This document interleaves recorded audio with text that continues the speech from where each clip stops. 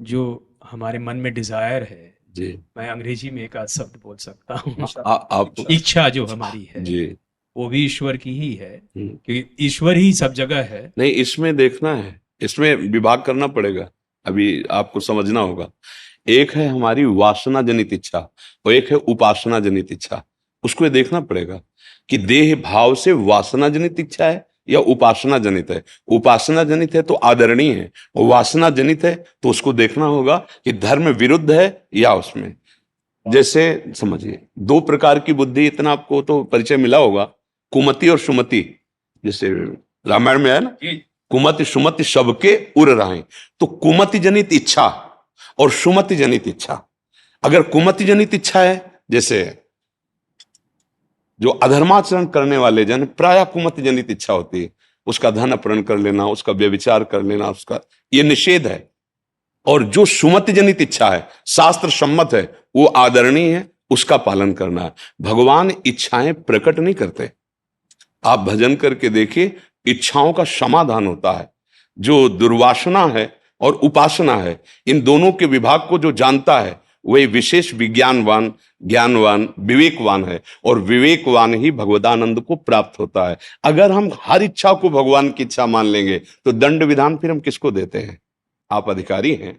उसके अंदर भी तो भगवत इच्छा थी जो व्यभिचार किया, उसके अंदर भी तो भगवत इच्छा थी जो हिंसा की, लेकिन हम उसको कानून के अनुसार पकड़ते हैं, पीटते हैं और दंड देते हैं। क्यों? क्योंकि उसने सुमति का प्रयोग नहीं किया, केवल इच्छा पर आधारित होकर उसने कर्म किया, इसलिए दंड का अधिकारी हुआ। इसलिए पहले इच्छा को हम समझ ले कि इच्छा हमारी दुर्वासना युक्त है, कुमत से प्रेरित, या सुमति शास्त्र सम्मत है। शास्त्र सम्मत है तो बंदनीय है और उसके अनुसार हमें चलना है, तो भगवत बल मिलेगा। और अगर शास्त्र विरुद्ध है तो दंडनीय है, हमारा आत्मबल क्षीण हो जाएगा और हम अपने आप जलेंगे, उदास रहेंगे, विषाद युक्त रहेंगे। अब आगे आप बोलिए। सुम जो इच्छा जो सुमत की तरफ ले जाए, हाँ। जो ईश्वर की तरफ ले हाँ जाए, हाँ, बिल्कुल। कोई भी इच्छा हाँ उसको सुमत में बदलना हाँ और जो ईश्वर की तरफ ले जाए उस मार्ग पे चलाना, हाँ। वो भाव जब आने लगे, जी। जो वो जो प्रारब्ध की वजह से जो भी इच्छाएं आ रही हैं, और जो अगर नहीं, अब देखो फिर यहाँ क्या है कि अध्यात्म शब्द है ना, तो जैसे प्रारब्ध के वश इच्छा आना और एक विवेक से इच्छा करना, आप दो विभाग करना पड़ेगा, मनुष्य और पशु। पशु केवल प्रारब्धवश इच्छा के अधीन चलता है, और मनुष्य विवेकशील है, वो प्रारब्धवश आई हुई इच्छा को निर्णय करके हटाता है या पास उसको पास करता है, और जो पास करता है उसमें भगवत बल लेकर के चला जाता है। अगर हम केवल जहां शब्द बोलेंगे आप वहीं हम रुक जाएंगे। प्रारब्ध की इच्छा, जैसे पूर्व प्रसंगवशात कोई सामने शरीर आया और उसका संयोग आपका लिखा हुआ है, आपके अंदर इच्छा जागृत हो जाएगी, माना। अब इस पर शासन करना या भोगना, ये आपकी वृत्ति के ऊपर रहेगा। अगर अविवेक प्रधान हो गया तो आप भोग लेंगे, और विवेक प्रधान हो गया तो जलन सहकर आप उसे भोगेंगे नहीं। बहुत सूक्ष्म है। प्रारब्ध शब्द लगाने पर ही इच्छा पर अंकुश आ जाएगा, उस पर निर्णय आ जाएगा। और भगवत शब्द लगाने पर, क्योंकि हम मनुष्य हैं, अगर हम केवल प्रारब्ध के अधीन चलते हैं तो हम भगवत प्राप्ति नहीं कर सकते, क्योंकि हमें नवीन कर्म करने का जो अधिकार है वो शास्त्र सम्मत इच्छा के अनुसार है, प्रारब्ध के अनुसार नहीं। प्रारब्ध हमारे शास्त्र सम्मत इच्छा में बाधा पहुंचाने के लिए आ सकता है या सहयोग करने के लिए आ सकता है, वो हमें परास्त नहीं कर सकता या वो हमें भगवत प्राप्ति नहीं करा सकता। किसी की कुंडली में भगवत प्राप्ति नहीं लिखी होती, उसको इसी मानव देह में ऐसी साधना, ऐसी तपस्या, ऐसा संयम करना होता है जो भगवत साक्षात्कार करता है। जैसे आपने प्रभु कहा जी। कि मनन से ही जी। ज्ञान होगा, जी।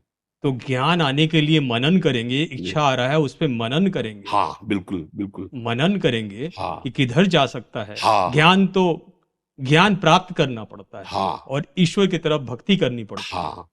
उसी ज्ञान की बात को लेकर जी। कि इच्छाओं को जी। किस रूप में बदला जाए, उस जी। पे मनन किया जाए, जी। वो तो धीरे धीरे ही आता है। हाँ, आएगा धीरे धीरे, पर निर्णय तत्काल करना पड़ेगा, निर्णय तत्काल करना पड़ेगा। जैसे हमारे हृदय में बात आई, दोनों बातों को समझना होगा कि भगवत मार्ग में हमें चलना है, तो हम शाम तक जिएंगे कि नहीं, कोई भरोसा नहीं ना।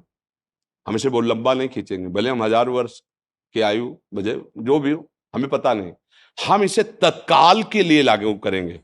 क्योंकि अगर अगला मिनट हमारे जीने का भरोसा होता तो हम इसे धीरे धीरे लंबा सरका के ले जाएंगे, फिर स्थिति प्राप्त करेंगे। बहुत विवेक से समझना, हम शाम तक जिएंगे कि भरोसा नहीं है, और ये शरीर छूट करके मनुष्य शरीर ही मिलेगा, इसका भी कोई निर्णय अपने पास नहीं है। तो हमें क्या करना, अभी वो बात बनानी, अभी, जिससे अभी शरीर छूट जाए पर मुझे भगवत प्राप्ति हो। वो क्या होता है, बिगड़ी जन्म अनेक की, अब वहीं सुधरे आज, पहले स्वीकार करो, हे प्रभु मैं आपका, आज से मेरा जीवन आपके चरणों में समर्पित, एक एक श्वास में नाम जप करूंगा, धर्माचरण करूंगा। ये निश्चय हुआ है आपका, अभी हो नहीं ऐसे, निश्चय हुआ, ये निश्चय अभी हुआ, अभी शरीर छूट जाए तो आप भगवत प्राप्त हो जाएंगे। अब आपकी जितनी श्वासें बची हैं, आप प्रयास कर रहे हो भगवत आचरण, भगवत नाम, भगवत लीला गुणानुवाद, अब जितना भी समय होगा वो आपका भगवत में माना जाएगा, भगवत प्राप्ति हो जाएगी। आज हम निश्चय करें, इसके लिए हम कल के लिए नहीं छोड़े, क्योंकि कल हमारे हाथ में नहीं है। प्रभु अनुभव जी अनुभव जब आएगा जी। तभी आएगा, अभी वो तो कृपा है उनकी। सुनो सुनो, अनुभव आपका अपने पास है, आप भूल गए उसे। पूरी गीता सुनने के बाद और कुछ नहीं मिला। स्मृति नष्टो मोहा स्मृति लब्धा तो प्रसादन में अच्युता, हे अच्युत, जो मोह था वो नष्ट हो गया। आप ना शरीर हो और आप ना कोई जीव हो, उसी परमात्मा तत्व का अंश हो, अपने को भूलकर, शरीरों के राग में फंसकर, व्यवहार को सत्य मानकर भूल गए। अब अगर इसको सत्य मानते रहोगे तो अनंत जन्म बीत जाएंगे। बिगड़ी जन्म अनेक की, अब वहीं सुधरे आज, बस यही स्वीकृति करनी। इसीलिए कहा गया संत समागम बड़ी बड़ी तपस्याओं से भी श्रेष्ठ है, क्योंकि ये जो वृद्धि हमारी अंदर से कि धीरे धीरे, नहीं अभी इसी क्षण मैं प्रभु आपका हूं, आज से जितनी श्वासें मुझे पता नहीं, आपको समर्पित करता हूं। अब कितनी श्वासों में स्मरण कर पाऊंगा ये आपका बल होगा, लेकिन मैं समर्पित आज से आपका हूं। आज से आपका कल्याण शुरू हो गया, आज से मंगल शुरू हो गया। तात स्वर्ग अपवर्ग सुख धरी तुलाए कंग, तुलनताय सकल मिली जो सुख लव सत्संग। ये बात आपको स्वीकार अभी करनी है। पता नहीं हमारी अगली श्वास है कि नहीं, प्यारे अच्छे से निर्णय करके देखो, अगली श्वास का भरोसा नहीं तो मुझे इसी क्षण वो उपाय कर लेना है कि अगली श्वास जाए तो मैं प्रभु को प्राप्त हो जाऊं, किसी साधन बल से नहीं, या गुण साधनते नहीं हुई, तुम्हारी कृपा पाओ कोई कोई। अभी समझ जाओ और समझ के फिर चलो। जैसे आपको हर समय स्मृति कि आप कौन हैं, आपका पद क्या है, आपका कर्तव्य क्या है, पढ़ना नहीं आपको, ऐसे ये स्मृति जागृत हो जाए कि आप वास्तविक कौन हैं। ये अवास्तविक है, वास्तविक नहीं है, न शरीर वास्तविक है न पद वास्तविक है। ये तो केवल सेवा मिली है और ये सेवा पात्र है शरीर, पर आप नहीं है, आप कुछ और हैं, और उसी को स्वीकार कर लीजिए तो स्वीकृति से सारी बात बन जाएगी।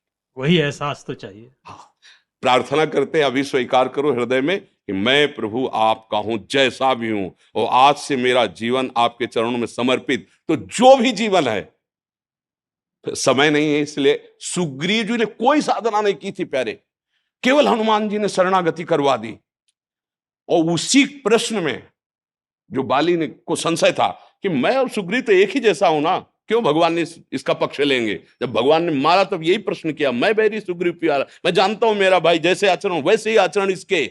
आपका कब भजन किया जो आपने इतना पक्ष ले लिया। बोले अभी इसने शरण ले लिया है, मेरे शरणागत का शत्रु मेरा शत्रु, मेरे शरणागत का मित्र मेरा मित्र। अभी इस बात को सूक्ष्मता से पकड़ लो, अभी स्वीकृति करो, नाथ आपको अभी स्वीकार किए हुए है, अब आगे जो होगा वो जाने, पर स्वीकृति मेरी अभी है कि मैं आपका हूं। बस यही इच्छा प्रबल कर लो, प्रभु मैं जैसा भी हूं आपका हूं, हर चेष्टा मेरी, हर श्वास आपके लिए है। बस अभी आप भगवत प्राप्त, अभी आपके अंदर जो दिव्य ज्ञान उदय होने लगेगा, इसी इच्छा से होगा। इच्छा से यह ज्ञान होता है, इच्छा से जन्म मृत्यु होता है, और इच्छा से ज्ञान होता है, और इच्छा से मोक्ष प्राप्त हो जाता है। अब ये इच्छा भागवती की इच्छा स्वीकार कर लो। शायद ठाकुर जी की ऐसी कृपा हुई कि यही संभाषण करने के लिए आपको रोका है, उन्हीं का विधान है। पर हमें ये बहुत अच्छा लगा कि आप एक ऐसे पद में होते हुए भी आप अध्यात्म के विषय में इतनी प्रवीणता से बात समझ रहे हैं, मतलब विशेष कृपा आपके ऊपर ठाकुर जी के। नहीं तो कुछ ऐसे पद होते हैं ना जिनका मद चढ़ जाता है तो समझ में अध्यात्म नहीं आता। धन्यवाद धन्यवाद।